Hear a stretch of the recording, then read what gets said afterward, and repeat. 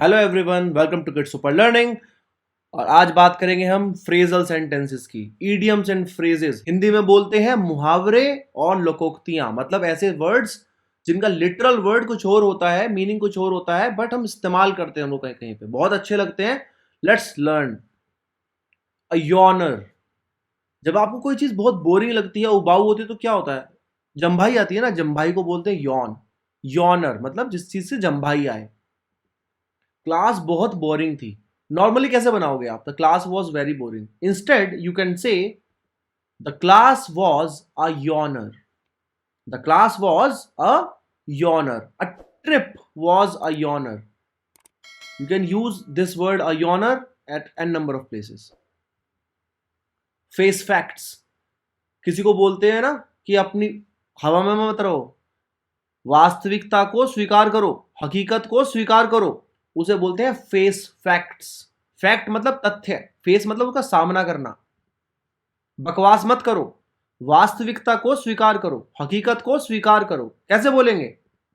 Don't bleb. Bleb माने बकवास करना, बहुत अच्छा वर्ड है डोंट ब्लैब। जब कोई बड़बड़ करता है उसे ब्लैब बोलते हैं। फेस द फैक्ट्स, वास्तविकता को, हकीकत को स्वीकार करो। Don't bleb, face the facts. Dream on, सपने देखते रहो। होता है ना, कुछ लोग अपने बोलते हैं कुछ ना कुछ और आप उनको रिटर्न में कुछ रिप्लाई करना चाहते हो कि बस अपने ख्यालों में रहे भाई, ऐसा कभी नहीं होगा रियलिटी में। That's precisely what this dictates. Dream on, सपने देखते रहो, ऐसा कभी नहीं होने वाला। Dream on, it's never gonna happen. Dream on, it's never gonna happen. Now some people might be confused between what is gonna doing here. So gonna is nothing but going to. Going to को हम combined कर देते हैं तो gonna बन जाता है, ठीक है? सो वील से dream on, it's never gonna happen. An easy mark, कोई ऐसा आदमी जो थोड़ा गलीबल है, मतलब वो बहुत ज्यादा दब्बू किस्म का है, जो एकदम से ना दूसरे व्यक्ति से प्रभावित हो जाता है, अपना स्टैंड नहीं लेता। आप उसको डराओगे डर जाएगा, आप उसको जैसे बोलोगे वैसा कर लेगा, मान लेगा। उसको बोलते हैं एन इजी मार्क, मतलब आसान निशाना। जाओ और उसे बेच दो, वह एक आसान निशाना है। कोई सेल्स पर्सन आपकी टीम में, आपको फ्रेंड है आपका, आप बोल रहे हो यार तेरी सेल नहीं हो रही, तू एक काम कर सकता है, go to that guy and you can easily sell this product to this person. तो कैसे बोलोगे?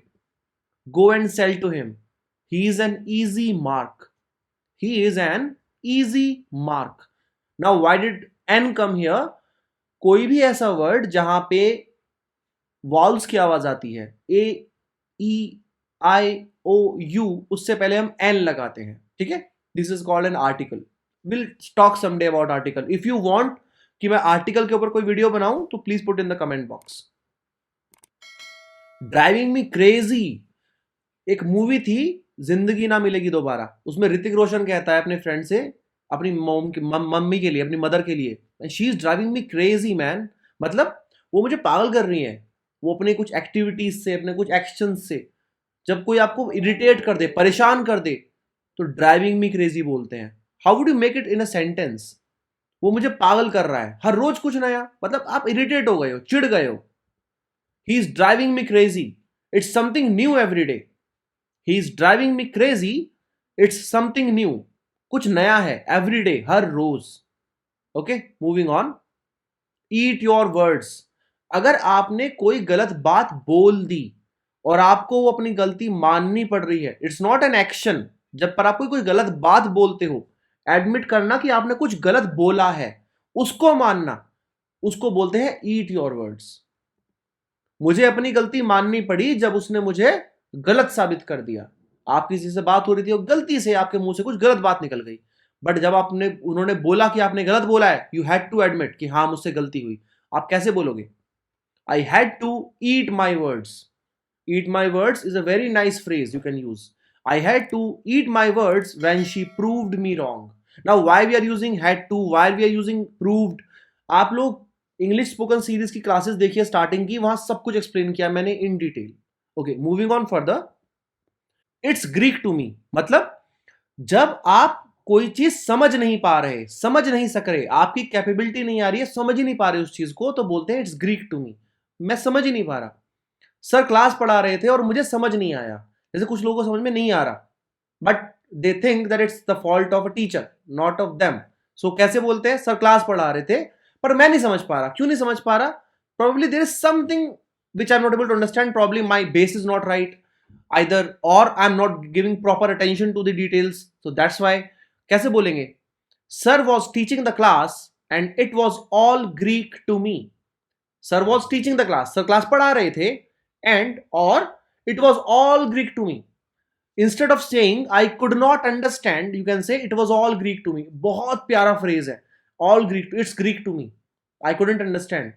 It's Greek to me. I cannot understand. What are you talking about? So if someone asks you to say कि ठीक है तुम Spanish बोलो, so what you will say? It's Greek to me, man. I cannot understand Spanish.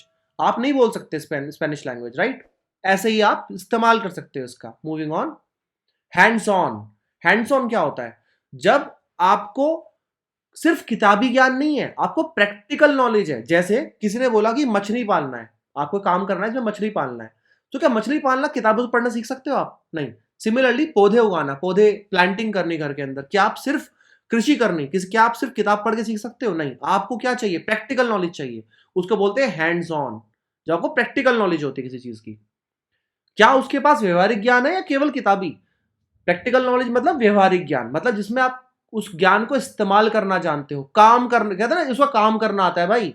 कैसे बोलोगे इसको काम करना आता है? He is hands on. Similarly if you want to speak this sentence, how will you say? Is he hands on or has only bookish knowledge? किताबी ज्ञान को क्या बोलते हैं? Bookish knowledge. सिर्फ किताबी ज्ञान, किताबी knowledge, bookish knowledge. Is he hands on और हैज ओनली बुकिश नॉलेज?